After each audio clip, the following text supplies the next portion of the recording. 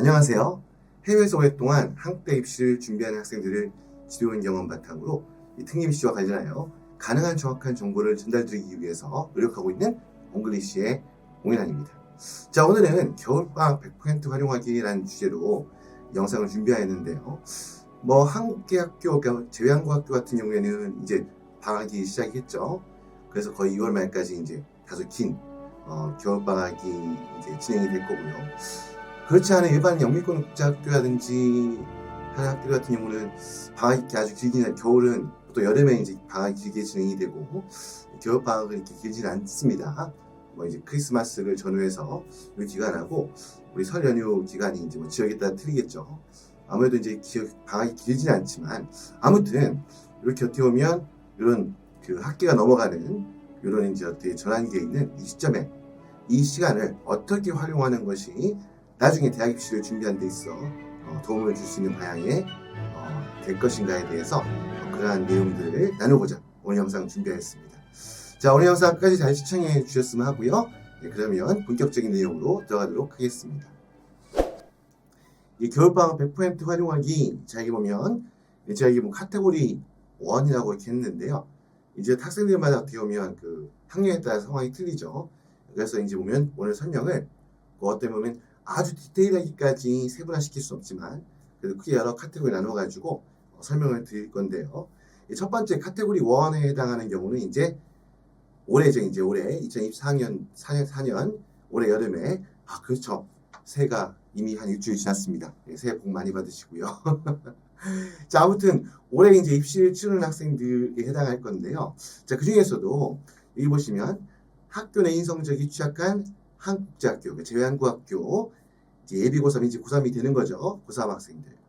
그리고 이제 표준학력 평가시험 성적이 아무래도 표준학력 평가시험 한다 그러면 SAT를 포함해서 IB, AP, A레벨 과정들이 있을 텐데요. 여기에서 이 과정을 공부하는 학생들 중에서 이 파이널 성적이 기대되지 않는 그런 경우들, 이런 학생들에 대해서 이제 먼저 설명을 드리면요. 먼저 한국학교 같은 경우에는 학교 내신 성적이 그 학생부에 기록되는 내수 성적이 대학 입시에서 굉장히 중요한 영향을 가지죠.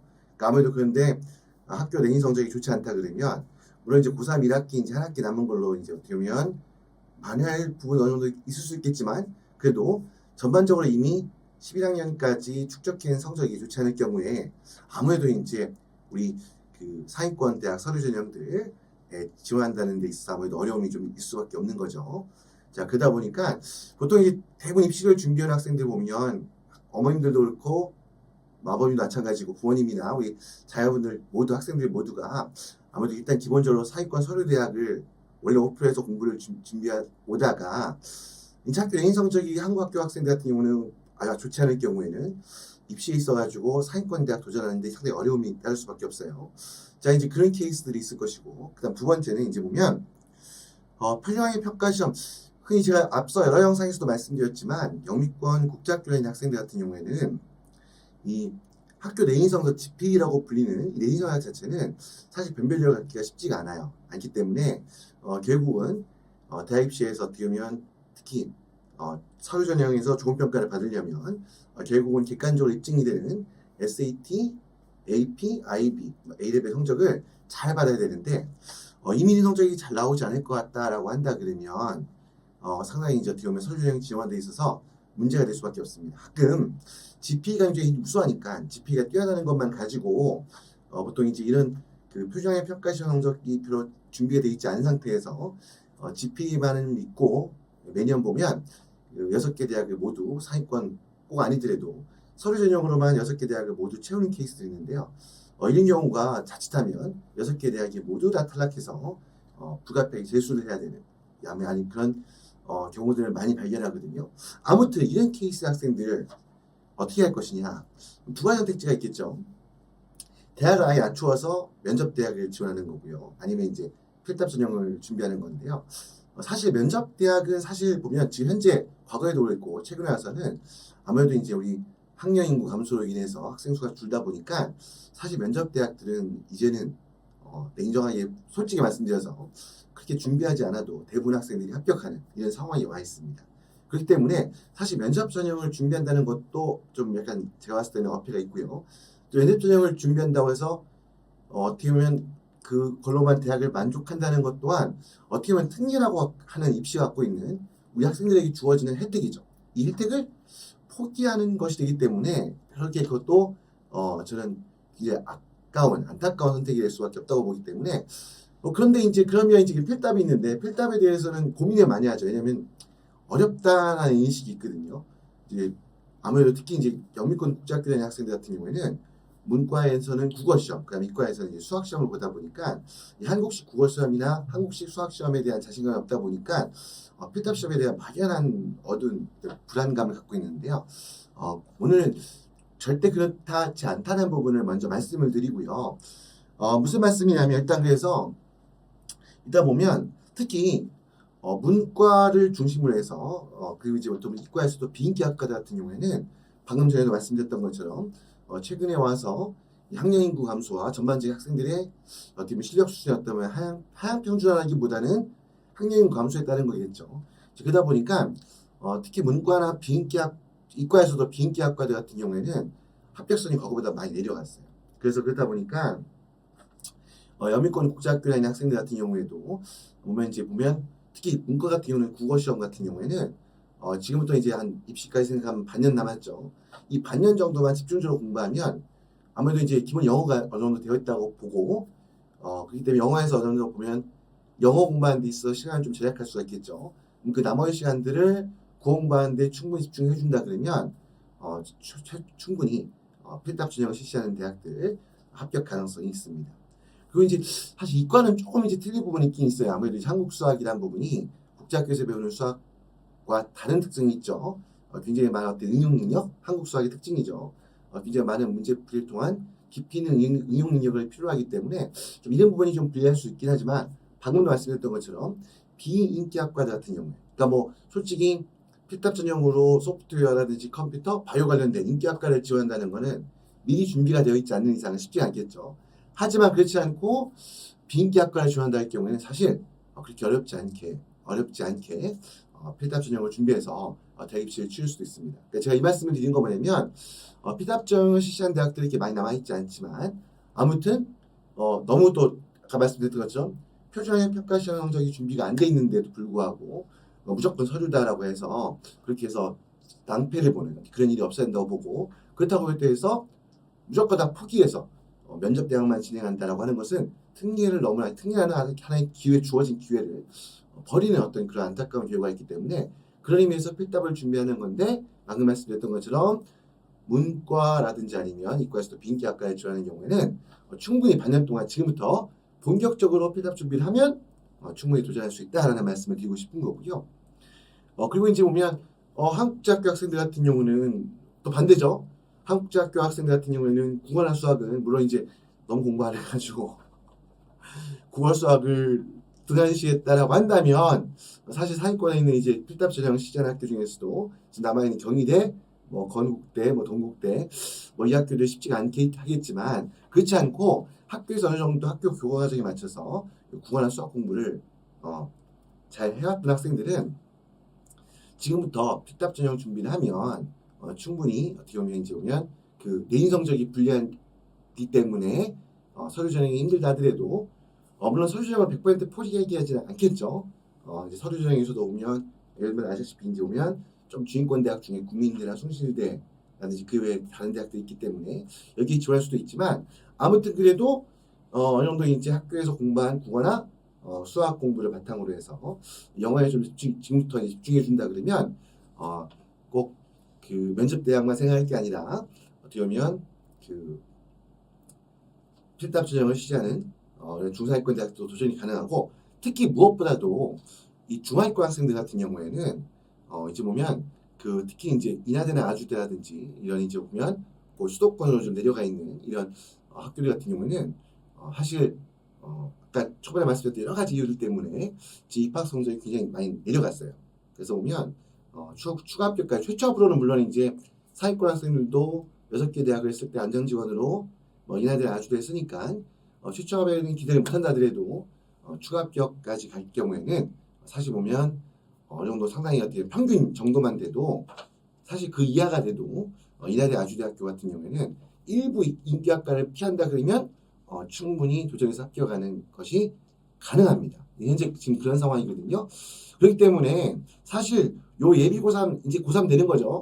이제 고3 학생들한테 제가 밑에 빨간색으로 이게 표시가 돼 있는데 드리고 싶은 말씀은 특례 입시를 포기할 이유는 전혀 없다. 그리고 포기할 이유가 없다는 측면에서 반년 동안 우리 국어 수학 아니 국어 영어 이과라면 영어 수학 지금부터 충분히 열심히 반년 동안 집중해서 집중적으로 공부하면 필답 지정을 실시한 대학들 갈 수 있는 대학들이 충분히 많이 있는 상황이니까 그런 부분에서 이제 이번 겨울방학에 이런 학생들 같은 경우에는 필답 전형 준비를 한번 도전해보는 시작해보는 그런 시점이 되지 않았을까라는 부분에서 카테고리 1에 해당하는 케이스에 대한 설명을 마치겠습니다. 자, 다음 넘어갈게요. 이게 아니죠. 두 번째입니다. 카테고리 2인데요. 자, 이제 예비고3을 제외한 이제 학생들 중에 이제 고등학생이면서 사회권에 있는 학생들. 먼저 이제 카테고리를 봤는데요. 자, 일단 보면 첫 번째 보면 이 학생들 같은 경우에는 본인의 실력보다 한 단계 높은 영어 학습에 몰입해라라고 했는데요. 특히 어떤 거냐면 딴 것보다도 어떤 과정을 한 단계 높은 것도 있지만 무엇보다도 어떻게 보면 좀 어려운 교재. 그러니까 현재까지 지금까지 공부했던 교재보다는 좀 더 어려운 교재로 공부할 것을 권해드립니다. 이제 그렇게 하는 이유는 뭐냐면 당연히 학습에 대한 긴장감을 높여주는 측면도 있고요. 그리고 특히 무엇보다도 학습에 대한 몰입할 수 있는 몰입감을 주는 데 있어가지고 물론 어떻게 보면 이렇게 반문할 수도 있어요. 너무 어려운 걸 하면 도저히 뭔지 몰라가지고 오히려 학습이 방해되고 집중이 흐트러진다. 인정하게 말씀드릴게요. 그런 케이스라면요 사회권이 아닙니다. 그러니까 학교에서 보는 시험 몇 가지 때문에 막연히 사회권을 착각하는 분들이 있어요. 한 번씩 보면 그 학교마다 특성이 틀리기 때문에 학교에 따라서는 실제로 성적을 잘 주는 케이스들이 있어요. 근데 내인 성적이 좋으니까 우리 아이는 상위권일 것이다라고 했는데 그렇다면 영어를 교재를 한 단계 올렸을 때 그 교재를 소화할 수가 있어야 돼요. 근데 만약에 사위권이라고 했는데 불구하고 어려운 영어 교재 너무 그 내용이 너무 어려워서 집중이 안 될 정도라고 한다 그러면 냉정하게 학생은 학교 내신 성적과 관계없이 학교에 어떤 평가를 받든 관계없이 어떤 순위에 있든 관계없이 상위권이 아닌 겁니다. 그래서 이제 그런 케이스도 한번 좀 염두에 두시고요. 어쨌건 상위권 학생이라고 한다 그러면 이왕이면 학습 교재를 한 단계 높여서 공부할 걸 추천드리고요.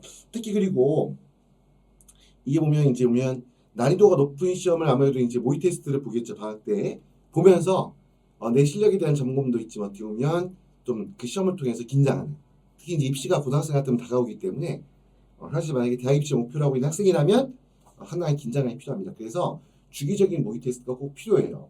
그래서 여러분들 만약에 학원을 선택하신다든지 그럴 경우에도 꼭 그 주기적인 테스트가 진행이 되고 있는가도 굉장히 중요하게 보시고 그래야지 상위권 학생들 같은 경우에는 내 현재의 실력에 대한 점검뿐만 아니라 항상 학습에 대해서 긴장감을 가질 수가 있습니다.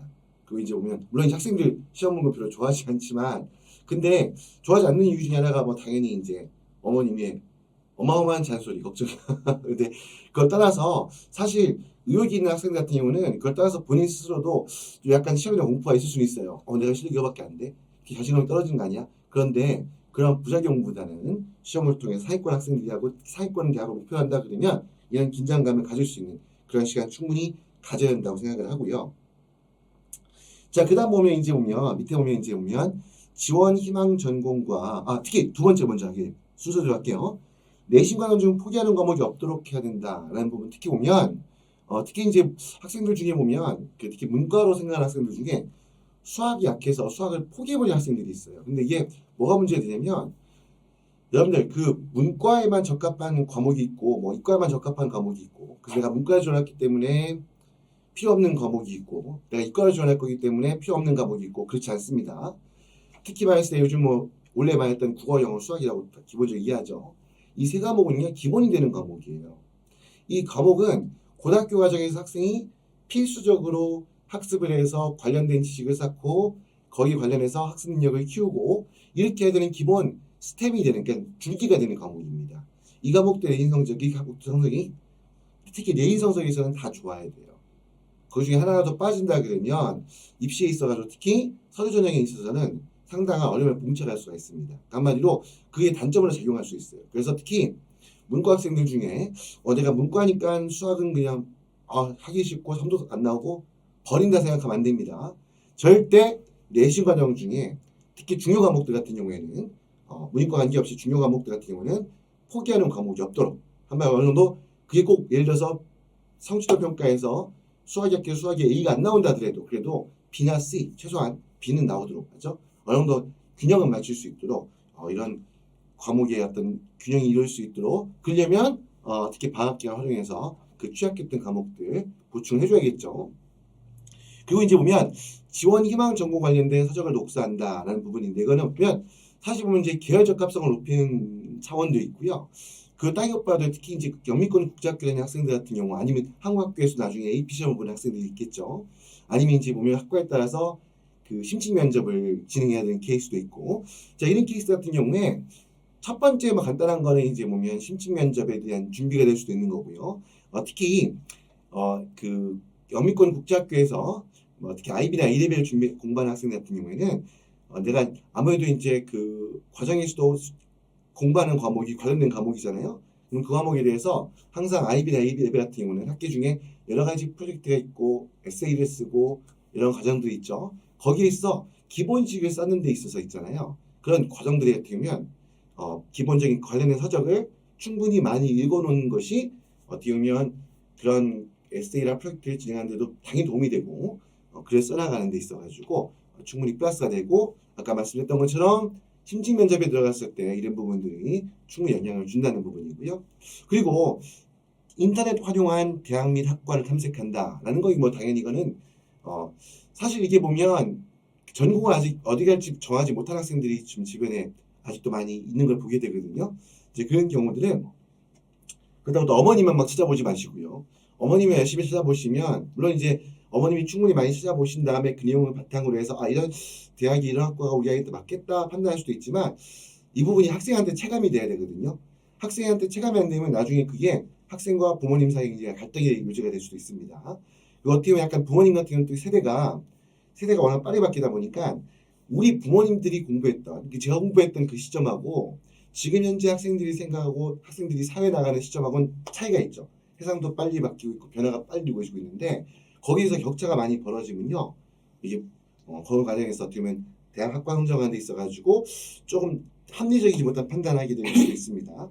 자, 그렇기 때문에 학생이 스스로가 인터넷을 활용해서 지원하고자 하는 대학들 어떤 대학들이 있고 또 어떤 학과들 어떤 학과에서 어떤 공부를 하고 이 학생들 이 학과에서 공부하는 학생들이 어떻게 대학에 진출하고 있고 이런 거에 대해서 좀 탐색하는 그런 시간도 가졌으면 한다는 생각이고요. 그다음 마지막에는 당연히 특히 이제 지원 정보 관련해서는 특히 상위권 대학 서류 전형 목표라는 이 상위권 학생들 같은 경우에는 당연히 심화 과정 그 심화 과목에서 내가 공부하고자 하는 그 지원하고자 하는 전공과 연관성이 높은 과목의 어떤 심화 시험을 보게 되겠죠. 그렇기 때문에 그런 시험을 볼 수 있도록 그런 내용들을 특히 방학이라든지 연휴가 주어졌을 때 그 내용들 한번 쭉 정리하는 아마 그런 시간을 가지고 활용하는 것도 저는 필요한 부분이라 생각합니다. 너무 많죠? 많은데 여기서 어떻게 중요 우선순위를 학생의 상황에 맞춰가지고 좀 포인트를 둬가지고 사실 이 5가지를 다 진행하면 좋은데 그게 이제 철이 아니상 쉽지 않은 부분이니까 이 중에서 몇 가지라도 중요한 부분을 배분해서 이렇게 방학 기간을 활용해 나가는 게 좋지 않을까라는 생각이 듭니다. 카테고리 세 번째 이제는 고등학생이면서 중위권 혹은 중하위권에 있는 학생들, 하위권에 있는 학생들 이 학생들에 대한 중심을 할 건데요. 일단 중요한 건 영어 학습입니다. 아직까지는 특립시에서 가장 중요한 바탕이 된 영어이기 때문에 특히 영어 실력이 이제 아무래도 보면 특히 중위권의 하위권 학생들 같은 경우에 가장 어려움을 겪는 영어죠. 그렇기 때문에 당연히 영어 공부를 이제 집중해야 되는 부분인데 근데 영어가 뭘 갖고 할 것이냐고 할 때 있잖아요. 저는 항상 강조하는 게 영어 학습에 있어서 제일 중요한 핵심이 되는 건 특히 중하위권 학생들은 상위권 학생도 마찬가지일 수 있지만 특히 중위권 하위권 학생들은 단어 학습이 1순위라는 겁니다. 단어가 첫 번째입니다. 실제 학생들 지도하다 보면요. 학생들이 갖고 있는 기본 실력이 나쁘지 않은데도 불구하고 영어 실력이 되게 약한 친구들이 있어요. 그런 경우에 보면 단어가 막상 왜 그런가 따져보면 보유하고 있는 단어량이 이제 취약한 경우들이 많아요. 그러다 보니까 단어량만 충분히 보충해줘도 거기에 따라 가지고 학생의 실력이 빠르게 올라가요. 그러니까 어떻게 보면 모르는 단어가 너무 많고 하다 보면 당연히 문장 해석이 안 되는 건 당연하죠. 뭐 당연히 그러면 읽기가 안 되는 거고 그 활용할 수도 없는 건데 이제 그런데 그런 아이들 중에 단어만 충분히 보충해주면 그 실력 그거 가지고 실력이 빠르게 올라가는 경우를 많이 보고 뭐 실력이 아예 부족한 학생도 마찬가지겠죠. 흔히 단어는 저는 영어 공부에 있어가지고 최소한 50%가 아니라 60%, 70%의 비중이 모든 영어 실력의 가장 기본 밑바탕이 되는 것이 단어라고 생각합니다. 그래서 단어 학습에 모든 역량을 투입할 것을 부탁을 드리고요. 그리고 이제 문장 해석 연습하는 것 같은 부분도 보통 이제 보면 특히 국제학교에 학생들 같은 경우에 이 부분을 좀 소홀히 해요. 그러니까 뭐냐면 막연하게 어떤 느낌? 그런 것 같아 정도만 하지 실제 내가 문장을 제대로 해석하고 있는가를 점검하지 않는 경우가 너무 많습니다. 그러면서 그냥 시간이 막 가는 거거든요. 그래서 중하위권에 있는 학생들 같은 경우는 첫 번째 강조하고 싶은 부분이 단어 학습이고요. 그 다음 두 번째 문장을 해석하는 연습을 좀 지루하고 답답하다 하더라도 그 부분은 어떻게 보면 어떻게 하면 되느냐 시중에 나와 있는 교재들 중에 보면 한국에서 나온 교재들 보면 그 해설집이 이제 포함되어 있는 것들이 있죠.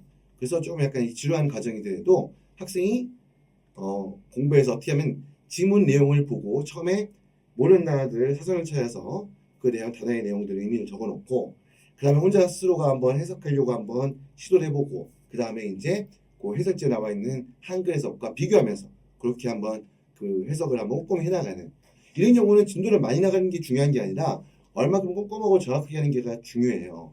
보통 이제 진도 때문에 어떤 경우들이 있냐면 그렇게 하면 진도를 하루에 뭐 지문 한 개밖에 못 나가는 경우도 있어요. 솔직히 영어 약한 학생들은 그러면 공부 안 한 것 같은 느낌이 들고 절대 그렇지 않습니다. 뭐 책을 많이 본다, 많이 문제 많이 푼다, 문제만 그냥 솔직한 말씀드려서 드립다 많이 풀고 그냥 뭐 예를 들어 가지고 중학교 학생 같은 경우 10문제 중에 문제 풀면 답 한 4-5개 맞죠. 절반 맞고 틀린 것만 그냥 대충 답지 보고 그냥 이것 때문에 틀렸고요 확인하고 넘어가는 거에서 그렇게 진도를 빼는 거에서 만족하는 케이스 너무 많은데요. 한 번 모르는 문장 해석이 안 되는 문장을 그걸 해결하지 않고 넘어가면요. 계속해서 그 부분을 해결되지 않고 그냥 그 학생의 문제는 개선되지 않고 나아갑니다. 그래서 그러다 보면 그렇게 3년 보내고 나면요. 나중에 가면 똑같습니다. 아무것도 달라지지 않고 그냥 시간만 가는 뿐입니다. 그렇기 때문에 좀 지루한 과정이라 하더라도 문장에서 꼼꼼히 하는 연습을 반드시 할 것을 저는 많이 강조를 드리고요. 그 다음에 특히 이제 이과 학생들, 뭐 아까 말씀드린 것처럼 내신 성적 관리에 대한 측면에서도 문과도 마찬가지겠죠. 수학을 이제 어떻게 보면 어려워하는데 수학을 어떻게 보면 자신감이 없어하는 가장 큰 이유 중에 하나가 학기 중에 시험 봤는데 시험 성적이 안 나오니까 자신감 없는 거예요. 그럼 어떻게 하느냐?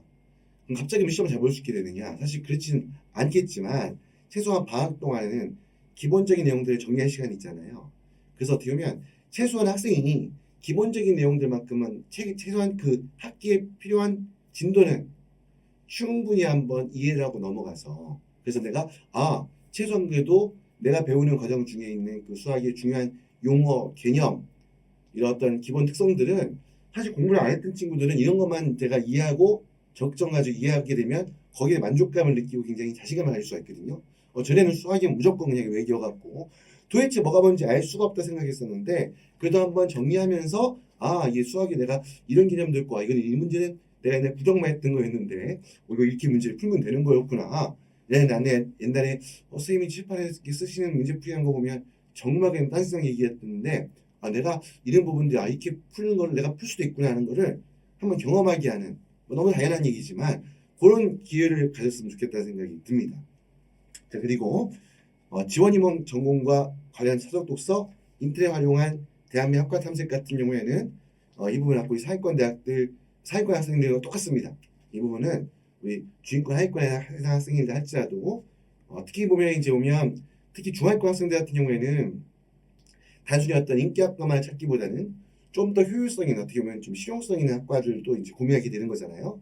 그래서 이제 예를 들어서 보면 간호학과든지 사회권 학생들이 의대학대 욕심을 내겠지만 주인권 학생 같은 경우는 이제 간호학과가 또 한번 선택지가 될 수 있는 거고 그래도 여러 가지 과들이 있어요. 그런 요즘 의료 관련돼서는 이제 간호학과 물리치료라든지 아니면 그 외에도 여러 가지 학과들이 있거든요. 찾아보시면 생각보다 굉장히 많은 과들이 숨어 있어요. 요즘 특히 그 애완동물 관련해서도 이제 그 분야도 어떻게 보면 꼭 수의학과 가서 수의사가 돼야지만이 그 분야 하는 게 아니에요. 워낙 이제 국내에서 이런 애완동물들 시장도 커지다 보니까 관련 분야의 전문성을 요구하는 직업도 많이 생기고 있거든요. 그렇기 때문에 그런 과들도 여기저기 다 숨어 있습니다. 그럼 그런 걸 찾아볼 수 있는 기회도 되겠죠. 그래서 그런 기회를 갖는데 우리 중하위권이 아이들이 이거 꼭 내가 뭐 공부도 못하는데 무슨 뭐그 전공 어느 전공 뭐 대학 뭐 지금 당장 그게 뭐가 중요해가 아니라 이런 대학을 찾다 보면 우리 부모님들이 느꼈던 거고 지금 학과 측이가 모든 굉장히 틀림이 된다고는 정말 천지가 개벽했다 할까요? 틀리기 때문에 한번 찾아보는 어떤 그런 시간을 꼭 가져서 그런 다양한 기회 그렇잖아요. 무조건 공부를 잘해야지만이 사회에다가 성공하고 잘 사는 게 아니잖아요. 내가 어떤 전문성을 가지고 어떤 전문직에 어떤 깊이 있게 그 예정을 가지고 공부하냐가 되게 중요하지 않습니까? 그런 걸 찾을 수 있는 학기 중에 잘 안 찾거든요. 방학 때문에 시간이 있을 때 이런 부분 찾아가는 어떤 그러한 노력도 필요하다고 생각을 합니다. 자, 다음은 이제 마지막 카테고리 네 번째입니다. 자, 네 번째 카테고리는요. 이제 중학생입니다. 특히 중학생 중에서도 영어 실력이 부족한 국제학교 학생입니다. 그러니까 보면 영어 실력이 부족하다 보면 아무래도 특히 이제 그 초등학교 때부터 국제학교 다니는 아이들은 좀 덜한데 그렇지 않고 이제 해외에서 이제 국내에 공부하다가 이제 부모님 직장 때문에 이제 해외에 나가서 중학교 때부터 이제 국제학교 다니는 학생들이 아무래도 이제 그 학생 같은 경우는 영어 실력이 밑받침이 안 돼 있다 보니까 학교에 적응하고 성적을 봤는데 굉장히 어려움을 느끼는 경우가 많은데요. 물론 이제 또 초등학교 때부터 국제학교 다녔다고 하지만 막상 중학생이 됐는데 영어 실력이 부족한 친구들도 분명히 있습니다. 이제 이런 두 가지 케이스 모두 해당할 텐데요. 특히 당연히 이제 이 학생들한테 가장 기본이 되는 거는 영어 실력을 빨리 끌어올려야겠죠.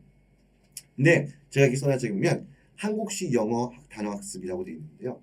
자, 이 부분을 제가 왜 강조해서 말씀드리냐면 제가 오랫동안 이제 그 해외에 있는 국제학교 학생들 주도하다 보면요.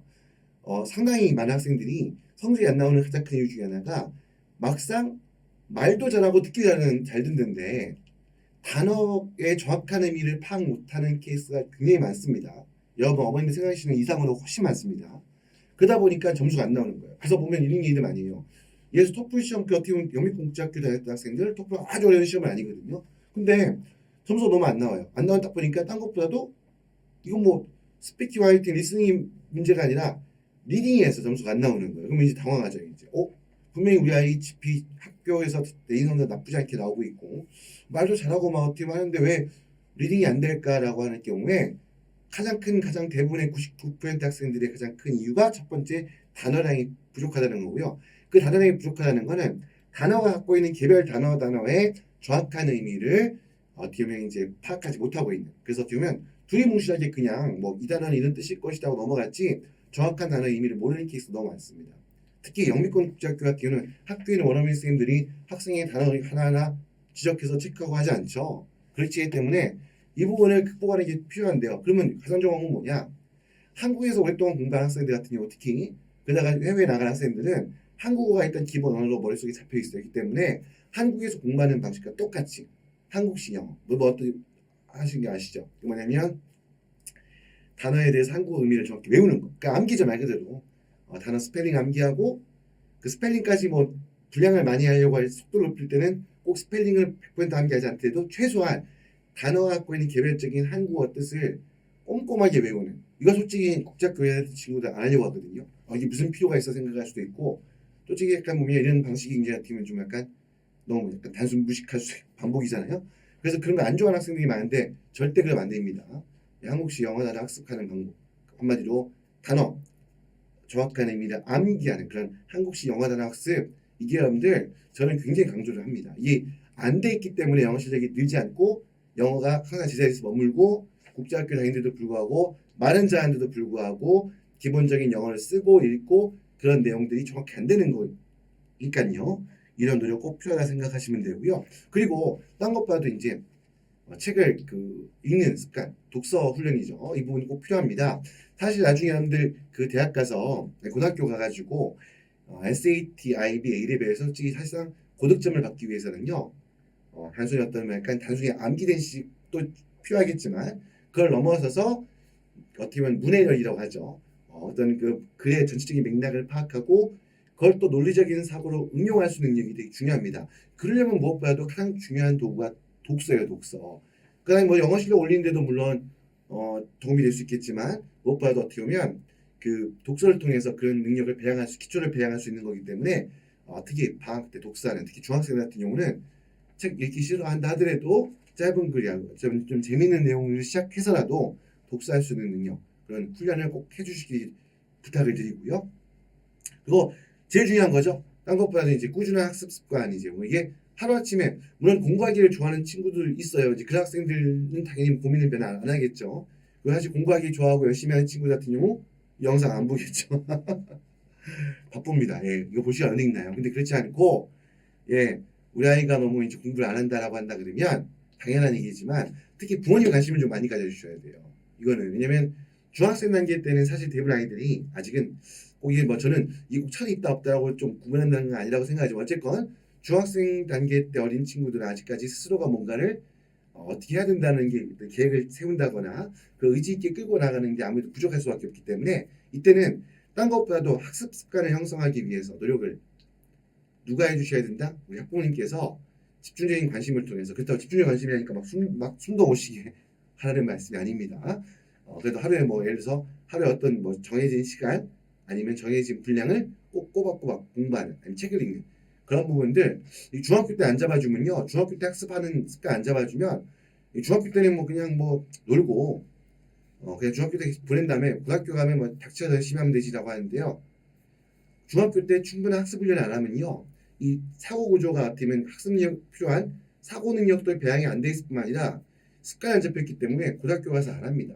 습관이 안 배어 있으면요 쉽지 않습니다. 고등학교 가서 그때 가서 다시 또 시작해야 되는데 흔히 여러분들 있잖아요. 언어가 초등학교 때 언어 능력을 영어를 습득하는 거하고 나이가 들면 될수록 언어 습득 능력이 떨어지는 거하고 똑같습니다. 학습 능력이라는 것도요. 학습 습관이라는 것도요. 어렸을 때 좀 더 어렸을 때 잡으면 잡을수록 그게 나중에 가서 어떻게 보면 가속이 붙는 거고 나이가 연령이 많으면 많을수록 학습 습관을 고정시키는 게 더 어려워집니다. 그런 측면에서 꼭 중학생 자녀 있으시다고 한다면 우리 아이가 너무 공부 안 한다 하지만 대학은 잘 가야 될 것 같다고 하신다 그러면 학습 습관을 형성할 수 있는 노력도 부모님 꼭 기울여 주실 것을 부탁을 제가 드립니다. 자 이렇게 해서 겨울방학 100% 활용하기 이 네 가지 카테고리 1, 2, 3, 4 이렇게 있었죠. 가지고 이제 설명을 드렸는데요. 이제 보면 사실 여기 어떻게 보면 조금 이 범위에 꼭 딱 맞아 떨어지지 않는 그런 케이스가 있을 수도 있고 사실 뭐 우리 학생들의 상황이 워낙 많기 때문에 다양하기 때문에 꼭 이 네 단계로 나눌 수 없겠지만 하지만 그래도 제가 오늘 이렇게 네 카테고리만 설명을 드린 거는 사실 뭐 너무나 디테일한 내용 세분화해서 설명드리기는 한계가 있죠. 케이스 바이 케이스가 돼서 다양한 경우가 있기 때문에 일단 크게 내 영역으로 내 범위를 나눠서 설명을 드리는 시간을 가졌고요. 자 겨울방학 어쨌건 이제 시작이 됐습니다. 겨울방학이 아니더라도 어쨌건 새해 신년이 이제 시작이 됐는데요. 자 아무튼 오늘 제가 정리해드린 내용 뭐 100% 정답 아닐 수도 있지만 나름대로 제가 오랫동안 이제 학생들 지도하면서 나름대로 이제 생각했던 부분들 오늘 실제 저희 학생들한테도 적용하고 있는 부분들 그다음에 정리해보는 시간을 가졌습니다. 오늘 시청하신 영상 꼭 도움이 되었으면 좋겠다는 생각이 들고요. 자 아무튼 오늘 시청하신 영상이 해외에서 우리 자녀교육 시키면서 한국대학 입시 준비하는 데 있어가지고 조금이나마 도움이 될 수 있었으면 하는 바람입니다. 오늘 영상 도움이 되셨다면 구독과 좋아요 부탁드리고요. 자 2024년 새해가 밝았습니다. 다시 한번 새해 복 많이 받으시기를 바랍니다. 자, 지금까지 잉글리시의 홍인환이었습니다. 감사합니다.